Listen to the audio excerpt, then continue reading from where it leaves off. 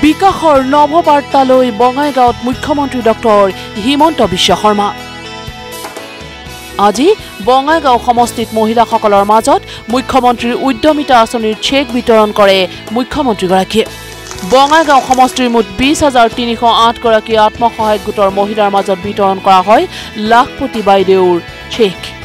আৰু এই ধন সুচাৰুৰূপে ব্যৱহাৰ কৰি নিজকে আত্মনিৰ্ভৰশীল কৰি তুলিবলৈ আহ্বান মুখ্যমন্ত্ৰীৰ। মই আপোনালোকক 3টা ৰাস্তা দিলো। এটা গ্ৰুপত দিয়ক, দ্বিতীয় নিজে টকা কেইটা উৎপাদনমুখী কামত ব্যৱহাৰ কৰক, আৰু নহলে তৃতীয় ঘৰৰ ব্যৱসায়ত আপোনালোকে টকাটো বিনিয়োগ কৰক। 6 মাহ 7 মাহ পিছত আমি আপোনালোকৰ ঘৰে ঘৰে যাম আৰু আমি আপোনালোকক সুধিম যে 10,000 টকাটো আপোনালোকে ক'ত খৰচ কৰিলে। যিসকল মহিলাই মোৰ কথা মানি 10,000 টকাটো ভাল কৰি ব্যৱহাৰ কৰে তেওঁলোকক দ্বিতীয় পৰ্যায়ত আমি 25,000 টকাকৈ আমি আগবঢ়াম। অনুষ্ঠানত ভাষণ দি মুখ্যমন্ত্ৰী ডক্টৰ হিমন্ত বিশ্ব শৰ্মাই তুলা ধুনা দিলে চৰকাৰী আঁচনিৰ বিৰোধিতা কৰা কংগ্ৰেছকে ধৰি বিৰোধী দলসমূহক। আই মাতৃসকলে ক'লে মিঠাতেল বাকী থাকিলে। মই ক'লো ঠিক আছে মিঠাতেলটো দিম। কংগ্ৰেছৰ মানুহবিলাকৰতো খং উঠি গ'ল যে কিয় মামাই মিঠাতেল দিয়াৰ কথা ক'ব, মিঠাতেল কিয় দিব লাগে। তেতিয়া মই ভাবিলোঁ ইহঁতৰ মিঠাতেলৰ লগত কি দুশ্মনী আছে, মইতো বুজি নাপালোঁ। তাৰমানে ইহঁতি দালিত কি মিঠাতেল দি নাখায় নেকি, চব্জি কি মিঠাতেল দি নাখায় নেকি। এওঁলোকে এটা কথা বুজি নাই পোৱা যে মিঠাতেলৰ মূল্য কিমান। আমাৰ যেতিয়া ঘৰত, মোৰ মনত আছে মই যেতিয়া সৰু আছিলোঁ তেতিয়া আমাৰ মায়ে মিঠাতেল দি মালিচ কৰি আমাক ৰ'দত উলিয়াই থৈ দিয়ে। দিয়ে নে নিদিয়ে কওক, দিয়ে নে নিদিয়ে। ঘৰত যদি কাৰোবাৰ বাচ্চাৰ জ্বৰ হয় আপোনালোকে তেল নহৰুৰ মালিচ দিয়ে নে নিদিয়ে।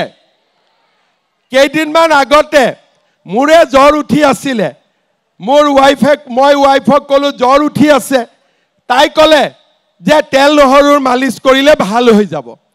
তাৰমানে আমাৰ সমাজত তেলটোৱে হৈছে মাক আৰু ল'ৰাৰ মাজত থকা মৰম। আজি যদি আপোনালোকে চিন্তা কৰে যে মাকে বাচ্চাৰ পৰাই মিঠাতেল দিয়েই মাকে বাচ্চাক মৰম কৰে, মালিচ কৰে, বেমাৰ হ'লে নহৰু আৰু তেলেদি মালিচ কৰে। গতিকে যিসকলে মাকৰ পেটৰ পৰা জন্ম হৈছে তেওঁলোকে মিঠাতেলৰ মূল্য বুজি পায়। মই কংগ্ৰেছ কেইটাক সুধিলোঁ, ঐ তহঁতি মাৰৰ পেটৰ পৰা জন্ম হৈছিলি নে কোনোবা মেচিনৰ পৰা জন্ম হৈছিলি। যদি মাৰৰ পেটৰ পৰা জন্ম হৈছিলি মিঠাতেলৰ মূল্যটো বুজি নাপাওঁ। তেতিয়া কৈছে দাদা বুজি পাইছোঁ অলপ। তাৰমানে আজি আমি যিয়ে কাম কৰি আছোঁ তাৰ পিছত এটা উদ্দেশ্য আছে। জনবিস্ফোৰণে যাতে অসমত গুৰুতৰ ৰূপ ধাৰণ কৰিব নোৱাৰে তাৰ বাবে ৰাইজক উদ্দেশ্যে মুখ্যমন্ত্ৰীৰ এটাই আহ্বান, 3টাতকৈ অধিক সন্তানৰ জন্ম নিদিব। 10ৰ পৰা 25,000 টকা পাবৰ কাৰণে আৰু এটা কণ্ডিশ্যন আছে। এই 1 বছৰৰ ভিতৰত যাৰ 3টা বাচ্চা আছে এইটো যাতে 4টা নহয়গৈ। কাৰণ 4টা যদি বাচ্চা হয় তেতিয়াহ'লে আমি বাচ্চাৰ চিন্তা কৰিব লাগিব, তেতিয়া লাখপতিৰ চিন্তা কৰি লাভ নহ'ব।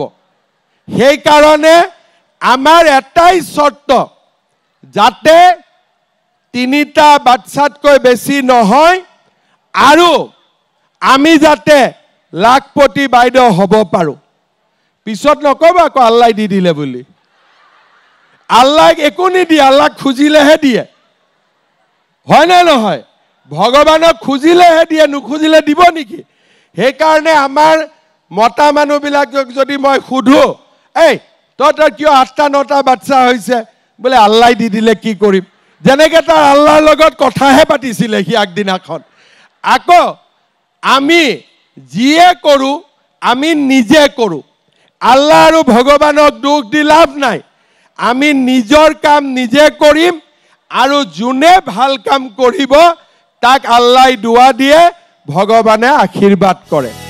আজি দলাই গাঁৱৰ উত্তৰ বঙাইগাঁও মিনি ষ্টেডিয়ামত অনুষ্ঠিত হৈছিল এই চেক বিতৰণ কাৰ্যসূচী। Bureau' report, news live.